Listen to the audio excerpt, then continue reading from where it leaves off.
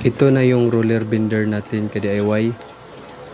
Yung kapal ng square bar na ginamit natin is 8mm. Hinihigpitan natin yung dalawang bolt para makuha natin ng dahan-dahan yung bend hanggang makabuo tayo ng bilog.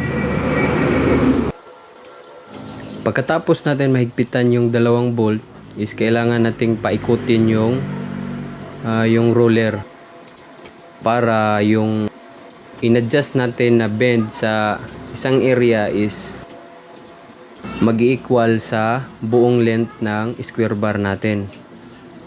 Higpit tayo uli kasi kulang pa yung bilog natin. Kung napapansin nyo, yung sa dulo is hindi siya nakabend, no? Straight lang siya. So yung gagawin natin dyan mamaya is ikakating natin yan kasi pinipilit ko ring i-bend siya, matigas na siya. So ayan, kinating na natin at i-bend natin. Magsisimula tayo sa gitna, hindi na tayo sa gilid.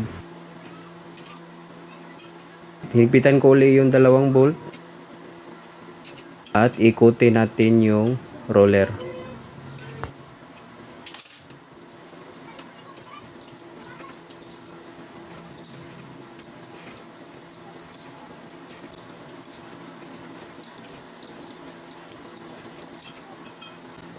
Ngayong nag-meet na yung 2 points ng ating square bar ka DIY is kailangan na nating i-welding para mag-steady na siya.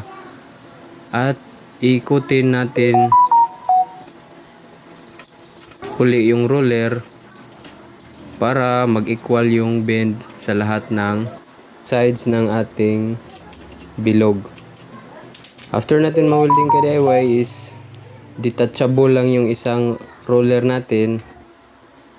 At yan na yung first product ng ating roller bender ka DIY. Ayos!